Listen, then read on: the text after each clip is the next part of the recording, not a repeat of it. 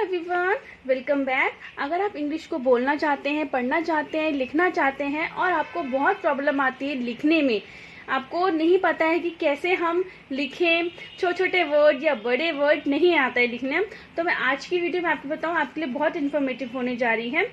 आज मैं आपके साथ वो सारे रूल्स शेयर करूंगी जो इंग्लिश लिखने में, बोलने में और पढ़ने में आपके बहुत मदद करेंगे। ठीक है, ये जो रूल है इसलिए मैंने इन्हें रामबाण नियम बोल रखा है, क्योंकि ये एक्चुअली में रामबाण नियम है। ठीक है, बहुत से लोगों को नहीं पता होता है कि कैसे हम इंग्लिश बोलें। ठीक है, और इंग्लिश को सीखने की शुरुआत कहाँ से करें, तो मैं बताऊँ इंग्लिश सीखने की शुरुआत यहीं से की जाती है। ये रूल्स हैं। देखिए, प्रोनाउंसिएशन के बारे में बताऊंगी आज मैं आपको। ठीक है, बहुत से सब्जेक्ट के बारे में नहीं पता है तो बच्चे बड़े जो होते हैं हम वो बोलेंगे कैसे, लिखेंगे कैसे। वर्ब के बारे में नहीं पता है, सब्जेक्ट के बारे में नहीं पता है एंड ऑब्जेक्ट के बारे में नहीं पता है, तो आप कैसे बोलेंगे, ठीक है, कैसे आप लिखेंगे, इन सब के बारे में आज हम बहुत अच्छे से समझेंगे। वीडियो को फुल देखिए। ठीक है, यकीन मानिए जब आपको ये आ जाएगा ना तो आप इंग्लिश लिखने की शुरुआत कर देंगे। ठीक है, तो वीडियो स्टार्ट करते हैं। देखिए, सबसे पहले होता है अल्फाबेट। अल्फाबेट मीन्स वर्णमाला। ठीक है, बहुत से लोग, अगर मैं आपसे पूछूं अल्फाबेट किसे कहते हैं तो लोग बोलेंगे अल्फाबेट बोलते हैं ABCD। ठीक है, इसे बोलते हैं अल्फाबेट। तो ये बिल्कुल गलत है। अल्फाबेट इसे नहीं बोलते हैं। अल्फाबेट बोलते हैं ABCD का जो चार्ट होता है, ABCD का जो चार्ट होता है उसको हम बोलते हैं अल्फाबेट। ठीक है, जो ABCD होता है ये होता है लेटर। जैसे कि तो A एक लेटर है, B भी एक लेटर है, C एक लेटर है, D एक लेटर, मतलब कि जितने भी A से लेकर Z तक जो लिखे होते हैं उसको बोलते हैं लेटर। और जो वो पूरा एक चार्ट होता है कि ABCD का चार्ट होता है उसको बोलते हैं अल्फाबेट। ठीक है, इसको बोलते हैं। बहुत से लोगों को इसके बारे में नहीं पता होता है। तो ये कितनी वर्णमाला होती है, मतलब कि कितने अल्फाबेट्स होते हैं, ये होते हैं 26। ठीक है, 26 वर्गों, और इनको 2 वर्गों में बांटा गया है। जैसे कि तो स्वर एंड व्यंजन, लाइक वॉवल्स एंड कॉन्सोनेंट। ठीक है, वॉवल्स कितने होते हैं, वॉवल्स हमारे होते हैं 5। ठीक है, और कॉन्सोनेंट कौन से होते हैं, जो 5 में से बच जाते हैं वो होते हैं हमारे कॉन्सोनेंट, और ये होते हैं पूरे 21। ओके, इतना क्लियर हो गया। अब आगे देखते हैं। जैसे कि तो लेटर्स किसे कहते हैं, लेटर जैसे कि मैं लिखा यहाँ पर HBCMAT, ये हमारे लेटर है। चाहे यहाँ पर आप D लिख लो, E लिख लो, F लिख लो, हमारे सारे ये लेटर है। वर्ड किसे बोलते हैं, जो इन लेटरों से, इन जो लेटर लिखा है इन लेटर से जोड़कर जो वर्ड बनता है, ठीक है, मतलब बनता है, उसको बोलते हैं हम वर्ड। ठीक है, जैसे कि तो यहाँ से मैंने B लिया, B, A लिया, A, और T, ये क्या बन गया, बैट। ठीक है, ये एक मीनिंग बन गया। ओके, सेंटेंस में जो एक सेंटेंस में लिखा होता है, जैसे कि तुम दिस इज अ बैट, जो ये एक वाक्य है। ठीक है, दिस इज अ बैट। ठीक है, दिस इज अ कैट, तो ये एक वाक्य हुआ, तो ये क्या हुआ, सेंटेंस हुआ। ठीक है, ये अब हम पहुंचेंगे प्रोनाउंसिएशन की तरफ। प्रोनाउंसिएशन मीन्स उच्चारण। ठीक है, ये जो है आप एक कॉपी ले लीजिए और उसमें आप ये सब कुछ नोट डाउन कर लीजिए। क्यों, क्योंकि इसके बिना आप इंग्लिश लिख भी नहीं सकते हैं एंड ना बोल सकते हैं और पढ़ भी नहीं सकते हैं। ये आना बहुत ज़रूरी है।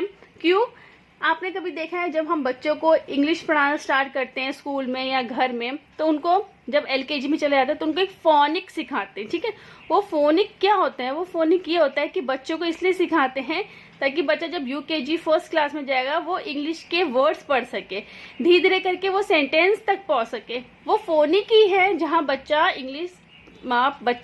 पढ़ता है। ठीक है, जैसे एप्पल है ना, B बॉल, इस तरह से हम सिखाते हैं। कैसे भी करके स्कूल में बहुत एफर्ट्स दिए जाते हैं बच्चों को फोनिक सिखाने में। घर पे भी चाहे राइम्स के थ्रू सिखाएं, बट बच्चों को फोनिक आना चाहिए। तो यही बड़ों का है, बड़ों को भी इन सब के जो लेटर्स हैं इन सब के हमें उच्चारण के बारे में पता होना चाहिए, साउंड के बारे में पता होना चाहिए। जैसे कि तो ए का उच्चारण क्या होता है, प्रोनाउंसिएशन क्या होता है? तो ए का होता है अ, आ, औ, ए, एक, ठीक है, ये होता है। ठीक है, एक चीज और मैं आपको बताऊं, बहुत से लोग प्रोनाउंसिएशन बोलते हैं, प्रोनाउन नहीं बोलते हैं, प्रोनाउंसिएशन, ठीक है, उच्चारण, प्रोनाउंसिएशन। मुंह को बड़ा नहीं खोलना है, छोटा सा ही वाइड में ही हम प्रोनाउंसिएशन, ठीक है। आपके लिप्स नीचे की तरफ होंगे और नीचे वाली लिप्स भी नीचे की तरफ होंगे, जिसके प्रोनाउंसिएशन इस तरह से आप बोलेंगे। अ का अ, आ, ओ, ए, इस तरह से। बी का ब, सी का स और क दोनों होता है, ठीक है। कुछ एक्सेप्शनल होते हैं जहां पर स यूज होता है, वैसे सबको पता है सी का क होता है, बट स भी होता है। मैंने इसके बारे में एक सेपरेट वीडियो बना रखी है, सी को कहाँ का यूज कर सकते हैं, तो आप वो वॉच आउट कर सकते हैं। डी का ड, द, ई का ई, ए, ये। एफ का फु, जी का ग, ज, एच का ह, आई का आई और आए, ठीक है, दोनों बोलते हैं।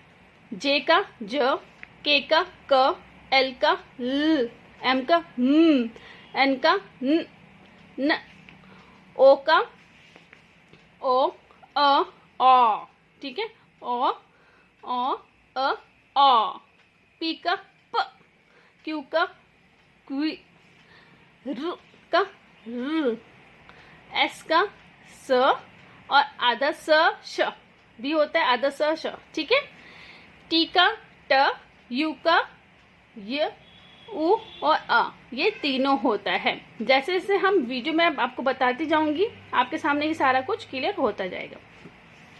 वी का व, डब्ल्यू का व और एक्स का ए, ये देखिए, ठीक है, ज भी होता है। वाई का य, ई और बड़ी ई, ठीक है, ज का ज। वैसे इसको इंग्लिश में बोला जाए तो जेड नहीं बोलते, जी, तो ज, ठीक है, इस तरह से। होप आपको ये सब कुछ क्लियर हो गया होगा। वीडियो कैसी लगी प्लीज बताइएगा जरूर एंड लाइक जरूर कीजिए।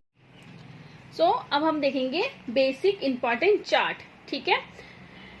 फर्स्ट है सब्जेक्ट। सब्जेक्ट वो होता है सब्जेक्ट जिसके बारे में या तो बात हो रही है या फिर जो किसी काम को कर रहा है। काम को कौन करता है? एक पर्सन ही करता है ना, ठीक है, पीपल ही करता है, तो सब्जेक्ट वही होता है, ठीक है, वही काम कर सकता है। तो subject is the one who which we talk about और the one who performance and action, ठीक है। एग्जाम्पल से अच्छे से समझ में आएगा। विहान, विहान कौन है? विहान एक पर्सन ही है, ठीक है, जिसके बारे में बात हो रही है, तो ये क्या है? सब्जेक्ट है। तो विहान इज स्लीपिंग, तो विहान क्या कर रहा है? विहान सो रहा है, ठीक है। तो सब्जेक्ट कौन हुआ हमारा? विहान हुआ। विहान क्या कार्य कर रहा है? विहान काम कर रहा है सोने का, ठीक है। तो ये होगा हमारा सब्जेक्ट। विहान सो रहा है, तो सब्जेक्ट के द्वारा हो रहा है, मतलब कि विहान के द्वारा ही तो विहान ही कर रहा है, तो इसके द्वारा ही तो सो रहा है वो, मतलब कि वही तो काम कर रहा है, ठीक है। तो जो विहान है सोने का कार्य या काम कर रहा है, तो वो क्या हुआ? हमारा सब्जेक्ट हुआ। क्लियर?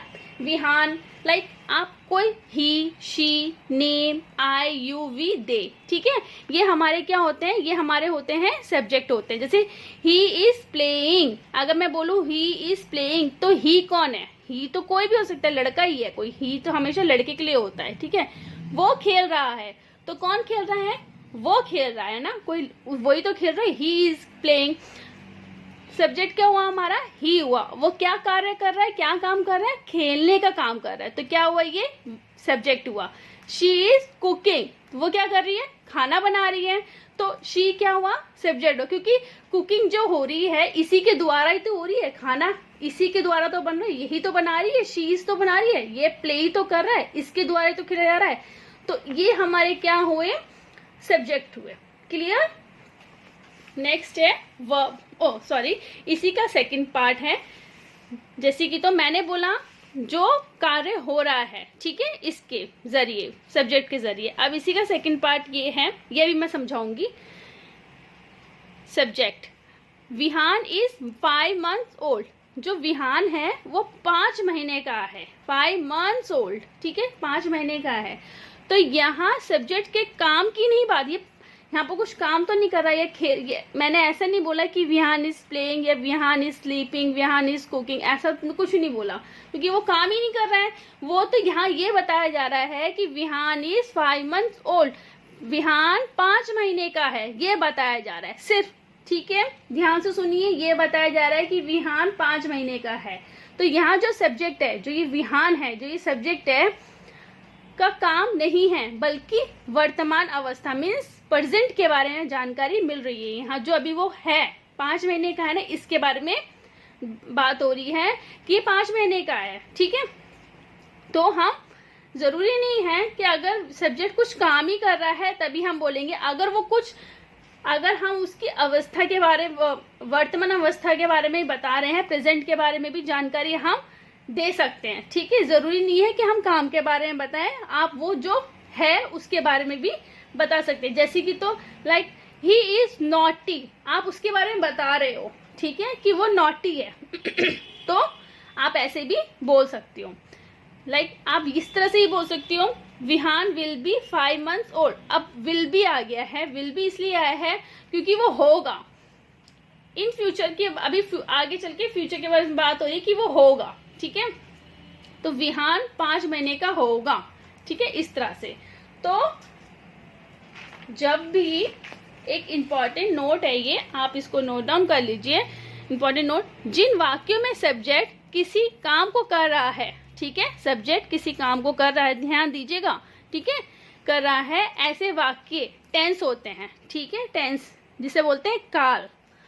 जिन वाक्यों में सब्जेक्ट किसी काम को नहीं कर रहा, सब्जेक्ट काम को कर ही नहीं रहा है, ठीक है, वहां सिर्फ सब्जेक्ट अवस्था या स्थिति, ठीक है, के बारे में बताया गया है। ऐसे वाक्य सिंपल सेंटेंस वाक्य होते हैं, सरल वाक्य होते हैं। इसमें कोई एक्शन नहीं होता है, इसमें कुछ नहीं होता, सिर्फ उसके वो जो काम कर रहा है, जहाँ बैठा है, ठीक है, अच्छा है बुरा है जो भी उसके बारे में बताया जा रहा है, बताते हैं, तो वहां पर वो सेंटेंस क्या बन जाता है, वो सेंटेंस बन जाता है सिंपल सेंटेंस, ठीक है।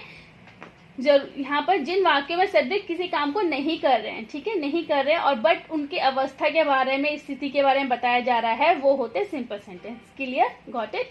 नाउ नेक्स्ट पॉइंट आते हैं हम वर्ब की तरफ, वापिस इधर।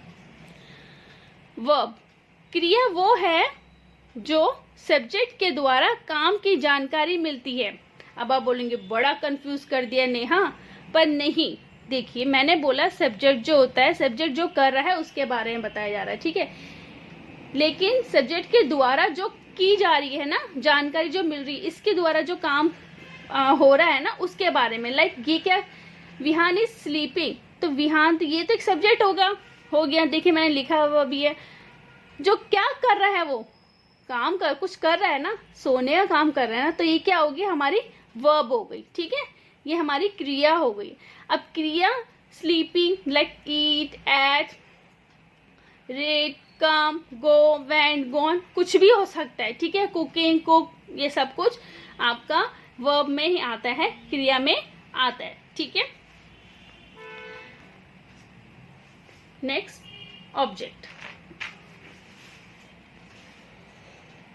ऑब्जेक्ट हेल्पिंग वर्ब या ऑक्सिलरी वर्ब्स, ऑब्जेक्ट को हेल्पिंग वर्ब या ऑक्सिलरी वर्ब भी कहा जाता है। जैसे कि तो is, am, are, was, were, has, have, had, to, do, does, did, will, have to, has to, ये हमारे क्या है, सारे हेल्पिंग वर्ब। हेल्पिंग वर्ब वो होते हैं जो हमारे सेंटेंस को बनाने में मदद करते हैं। जैसे कि तो विहान इज 5 months ओल्ड, तो ये एक क्या हुआ, ये एक हुआ इज, है, ये नहीं लगेगा तो आपका सेंटेंस अधूरा रहेगा, तो ये है, मतलब कि ये एक हेल्पिंग वर्ब है, ऑक्सिलरी वर्ब है, ठीक है। एक और एग्जांपल के साथ मैं आपको अच्छे से समझाती हूँ। ही इज माई फ्रेंड, वो मेरा दोस्त है, तो इज क्या हुआ, इज तो हुआ हेल्पिंग वर्ब, और ही क्या हुआ, हमारा सब्जेक्ट हुआ, फ्रेंड क्या हुआ, हमारा फ्रेंड हुआ, मतलब कि दोस्त हुआ। ठीक है, ये है हमारा हेल्पिंग वर्ब। आई एम, आई क्या हुआ, हमारा सब्जेक्ट है, ठीक है, और एम है हमारी हेल्पिंग वर्ब। योर सिस्टर, मैं तुम्हारी बहन हूँ। वी आर फैमिली, तो वी हमारा एक सब्जेक्ट हुआ, ठीक है, रिवीजन बता रही हूँ, एंड आर एक हमारा हेल्पिंग वर्ब हुआ। जैसे कि तो मैंने यहाँ बता रखा है, is, am, are, was, were, has, have, had, do, does, did, will, have to, has to, ये हमारे क्या हुए, ये हमारे हुए हेल्पिंग वर्ब। ओके, होप आपको आज की वीडियो अच्छी लगी होगी। वीडियो थोड़ी बड़ी थी लेकिन बहुत इन्फॉर्मेटिव वीडियो है। प्लीज़ वीडियो को लाइक कीजिए, चैनल को सब्सक्राइब कीजिए। मिलते हैं मेरी नेक्स्ट वीडियो में। Bye bye, take care, happy learning.